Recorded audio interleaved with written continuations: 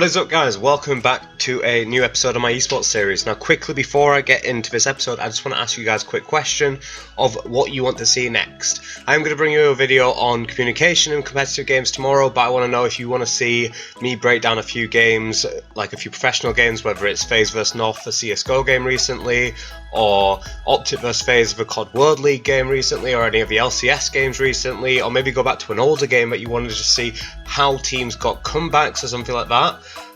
Or if there's anything else you want to see in particular of how to kind of climb up ladders or how to get into pro gaming itself, just let me know in the comments down below what you want to see, and remember to subscribe to see when those come out. Now let's get straight into this episode on adapting your play when it comes to the highest level of play. Now, from my experience in competitive gaming, all those players that I've worked with who could adapt faster than the players that couldn't always seem to do better, and they've gone on to a lot bigger things, whilst for players that struggled to adapt and needed a lot more help and time to adjust, they've kind of struggled to kind of make a name for themselves even further. And personally, I believe that this would be the case eventually anyway, just because the players that adapt faster and can change how they're playing according to the meta around them always do a lot better than the players who struggle to do something like that. So there's many different kinds of adaptations in video games depending on the game you're playing. Now these could be in-game adaptations, these could be new patches or brand new games entirely in the series. So I want to break these down into different categories and go into each one because I feel like you need to react to different ones in different ways. So I'm going to get straight into in-game adaptations because I feel like this one applies to basically any and all esport games entirely. So in-game adaptations apply to all kind of competitive games, but they're very different from game to game. So first of all, you got MOBAs, and before you even go into a game, you can change your kind of play by picking a counter pick. So in League of Legends, if you're up against Riven, you can pick Garen. In Dota, if you're up against Anti-Mage, you can pick Meepo.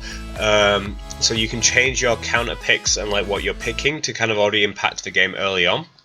Next, there's build paths, so it's like taking a step back at the start of the game and realizing what your opponents are going to build. Now, if they're going to be very AP heavy, do I build MR? Are they very AD heavy? Do I build armor? And also being able to not overdo it as well. So if you're playing someone like Zed in League, you don't want to build in loads of like magic resist, but you could build like a Hex Drinker. So it's changing how you're building to kind of have a better effect in the game later on. And also one last thing on MOBAs is the fact of how you're playing the game as well. Is my team very team fight focused? Is my team very kind of split push focused? And basically playing and make sure your team is playing towards its strengths, because you don't want to be dragged into a lot of team fights if you haven't got a team that's going to be successful in them. So you just need to make sure that your kind of players around you and yourself are doing what is best for your team in that situation. So when it comes to patches, these apply to your kind of single on-running games, so League of Legends, Dota, Overwatch, Counter-Strike, and basically patches can change like damages that certain items do, or they can change like champions entirely, or characters entirely. So you basically so 1 week, one champion may be completely broken and you need to take it in every game or ban it out in every game, and then the next week that champion may be nerfed down to the floor where basically they're useless. So you need to be able to kind of constantly pay attention to how items are changing and how champions are changing and how heroes are changing, just so you're basically constantly aware of what is powerful, what needs to be kind of always taken or always banned. And then also like with items as well, it's looking at what items have been changed and then realizing who builds those items or who could now build those items that wasn't already, and then basically showing yourself who would be strong because of the item changes. And being able to kind of deduce something like that straight away at the start of a patch can make a massive difference, because you could abuse someone who's going to be really strong in that patch for the first like 2 days whilst people are still figuring it out, and then afterwards basically when people have figured it out, you've already climbed a few ranks because of it. So being able to constantly be aware of patches is a massive bonus. Now if people want me to do any videos on patches and how they're going to change metas in games, then please let me know, and I will happily do like League of Legends patches or Overwatch patches or Dota patches, just to kind of explain to you like how it'll affect what champions are being played or what heroes are being played and stuff like that. Now moving on to brand new games, so these affect stuff like Pokemon, Call of Duty, I mean, if you want to count Hearthstone DLC, then I see that more as a patch, but you could count it. So basically, when it comes to these have the heaviest kind of adapting. So it's not a case of the meta gets slightly tweaked. It'll be brand new maps, brand new weapons, sort of like, so with Pokemon we always bring in a brand new kind of theme to each game. So we've had Megas, we've had Z Crystals, and then we've got a new one coming out with Gen 8 as well. So how you kind of adapt and change based on the brand new game that's out will basically give you a head start going into that game's season. So with Call of Duty, like with the brand new maps and stuff, if you learn the hardpoint rotations for anybody else, then you can basically rotate for your team ahead of people, you can get spawns ahead of people, you can basically anchor those positions to give your team an advantage even if the rest of your team doesn't know where they're going to be. If you learn the spawn points as well, then it also gives you a big advantage to basically know where to look to each time you need to rotate.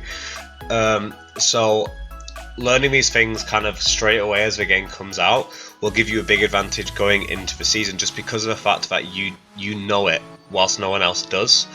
This is why a lot of competitive players, say for Call of Duty, get the game before it even gets released, just because they need to learn these things really quickly, because they usually like to do sort of release tournaments and stuff like that, and a release tournament would be pointless if you don't even know the maps. Now I just want to talk about at the end here just basically about how you can improve your ability to adapt, how you can basically kind of improve your ability to change how you're playing, because I know a lot of people have issues with this where basically they get kind of stuck in a rut of what they're already doing and then they can't really adapt to how they need to be changing their ways. So the biggest thing to do if a new patch comes out or if a new game gets released is research. So like if you can't identify how it's going to change the meta around you, then basically watch videos on it, ask people around you, okay, like how do you think it's going to change it? So if you play with a certain group of people, then basically just sit down, have a discussion, okay, like, so I saw this was changed, what do you think that means for this character or this champion? Or there's this brand new map, like, have you seen where the hardpoints are? Have you seen where the spawns are? Like, is there any like sort of like hidden locations that I need to be aware of before I play on it? Because basically at the end of the day, your ability to kind of change and adapt to that patch will basically like already apply to kind of how fast you're going to climb and improve on a brand new patch. Because yeah, you may have been improving and climbing quite quickly on the last patch, or you may have been doing really well in the last game, but if you can't adapt to the new game, if you can't change how you're playing based on like the brand new game, and you've just had a really good kind of patch that's applied really well to you, if you're like a one trick and your champions basically hit the kind of top of the meta, then if you can't adapt to the new way of playing, then you're going to struggle quite badly, and it's going to affect sort of like your ranks, it's going to affect like your ability to kind of make it pro. You basically need to do everything you can to actually improve. So there is a lot of tools out there to use, so like with League of Legends there's pro builds, so see how the item changes have been affecting professional players' builds. There's tier lists to see how champion tier lists are changing. Like I say, you can ask as many friends as you want. Just do as much as you can to improve how you're kind of playing, how you're kind of doing as much as you can to make it higher up. Now, like I said earlier, I can do videos on new patches, on new games and stuff like that if you want to see that. So just let me know in the comments down below if you want me to do any content like that. And if you've enjoyed this video, then please do like it, subscribe to see more content from me. And like I said earlier, let me know what you want to see in the comments down below, and I will make sure to bring that content to you. And thank you all for watching. Goodbye, and see you all next time.